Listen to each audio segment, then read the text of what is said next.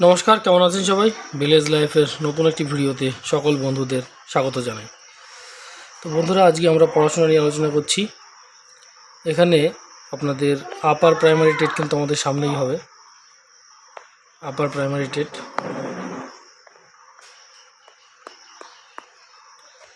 এবং প্রাইমারি টেটটাও সামনে খুব তাড়াতাড়ি হবে। তো তার জন্য আমরা এই যে শিক্ষা মনোবিজ্ঞান থেকে কয়েকটি প্রশ্ন আলোচনা করব। তো এই ভিডিওতে আমি আপনাদের জন্য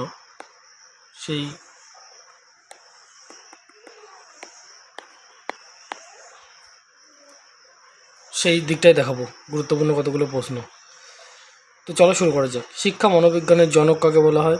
তাহলে শিক্ষা মনোবিজ্ঞানের জনক কিন্তু এডওয়ার্ড থর্নডাইক। শিক্ষা মনোবিজ্ঞানের জনক আছে এডওয়ার্ড থর্নডাইক।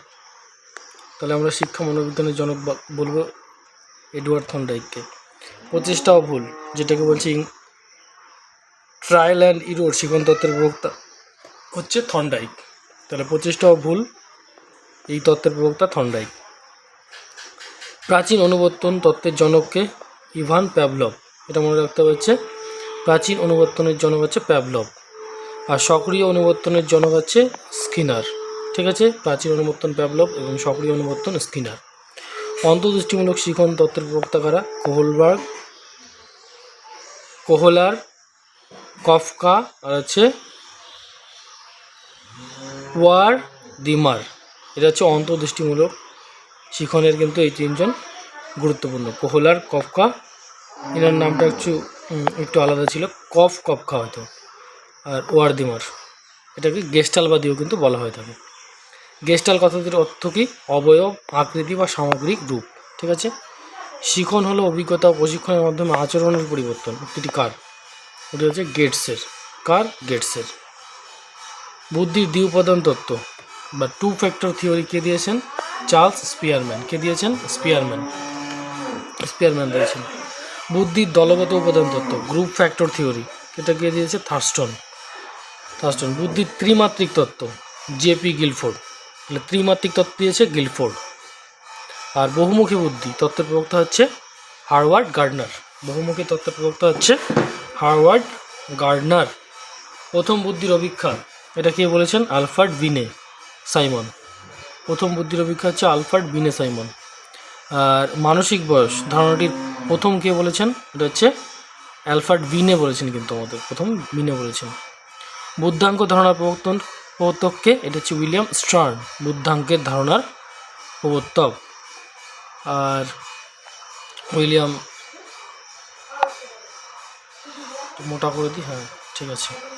তাহলে এবার শিশুর প্রজ্ঞামূলক বিকাশের প্রবক্তাকে? এটা হচ্ছে জ্যা পিয়াজে, প্রজ্ঞামূলক বিকাশের প্রবক্তা।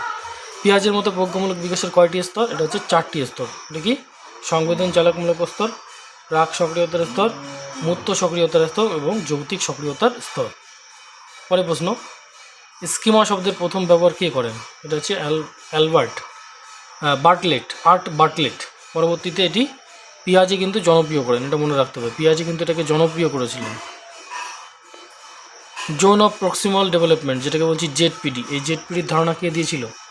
ভাইগটস্কি। এবং স্কাফোল্ডিং, এটাও কিন্তু ভাইগটস্কি।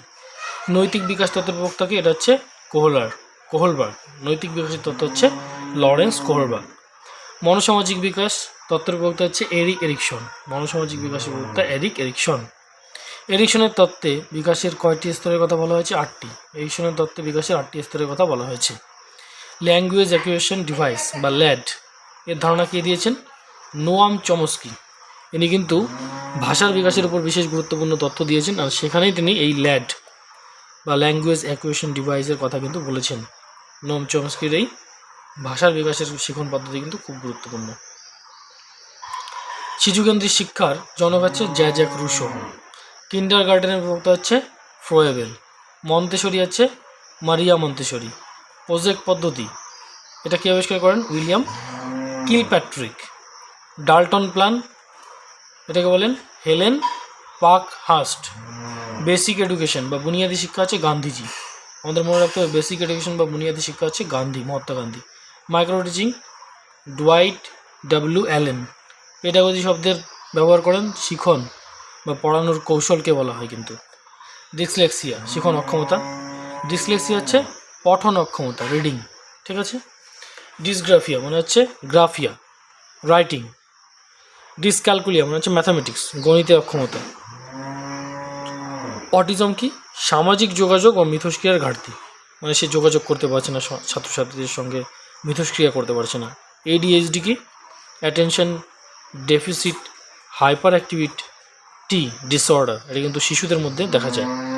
অন্তর্ভুক্তিমূলক শিখন বলতে বোঝায় সাধারণ ও বিশেষ চাহিদা সম্পন্ন সব শিশুদের একসঙ্গে পড়ার ব্যবস্থা করে দেওয়া।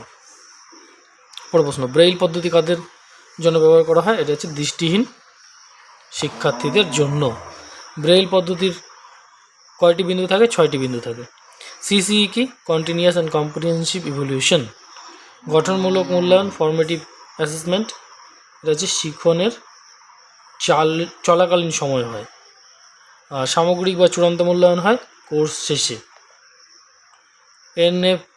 এনসিএফ 2005 সম্পূর্ণ কি? National curriculum framework. এনসিএফ 2005 মূলত কোন দর্শনের উপর ভিত্তি করে হয়? নির্মিতিবাদ। শিক্ষার অধিকার আইন আরটিই অ্যাক্ট 2009 কবে কার্যকরী হয়? 1 এপ্রিল 2010 কিন্তু এটা কার্যকরী হয়। কার্যকরের কথা কিন্তু এখানে বলছে। আরটিই অ্যাক্ট 2009 অনুযায়ী প্রাথমিক বিদ্যালয়ে শিক্ষক শিক্ষার্থীদের অনুপস্থিতির হার, মানে শিক্ষক এবং শিক্ষার্থী একজনে 10 জন শিক্ষার্থী কিন্তু হওয়া উচিত। আরটিই অ্যাক্ট 2009 অনুযায়ী উচ্চ প্রাথমিক শিক্ষক শিক্ষার্থীদের অনুপস্থিতির হার 1:35। অপারেশন ব্ল্যাকবোর্ড কোন শিক্ষানীতির প্রস্তাব ছিল? এটা হচ্ছে জাতীয় শিক্ষানীতি 1986। এনইপি 2020 অনুযায়ী বিদ্যালয়ে শিক্ষার নতুন কাঠামো কি? 5-3-3-4, হচ্ছে 5+3+3+4। অ্যাসিমিলেশন বা আত্মীকরণ, পুরনো স্কিমার নতুন তথ্য সংযুক্ত করাকে বলে অ্যাসিমিলেশন। আর অ্যাকোমোডেশন, এটা হচ্ছে সহযোজন, নতুন তথ্যের ভিত্তিতে পুরনো স্কিমা পরিবর্তন বা সংশোধন করাকে কিন্তু বোঝায়। এটা আমি পিডিএফ দিয়ে দেবো, পিডিএফটা তোমরা পাবে ডিসক্রিপশনে যে লিঙ্ক থাকবে হোয়াটসঅ্যাপ গ্রুপ আমাদের, সেই হোয়াটসঅ্যাপ গ্রুপে। আর সেখানে যুক্ত হয়ে পিডিএফটার পাসওয়ার্ড থাকবে, পাসওয়ার্ডটা দিয়ে দেবো আমি আজকের ডেট, অর্থাৎ আজকে ক্লাস কত তারিখ হচ্ছে? আজকে হচ্ছে 21/06, মানে ডাইরেক্ট 21/06/2026, এটা কিন্তু পাসওয়ার্ড হবে, ঠিক আছে। তো এই ক্লাসে এই পর্যন্ত। ফিরছি খুব তাড়াতাড়ি। ভালো লাগলে লাইক, কমেন্ট, সাবস্ক্রাইব করে মোটিভেশন দেবো। ধন্যবাদ।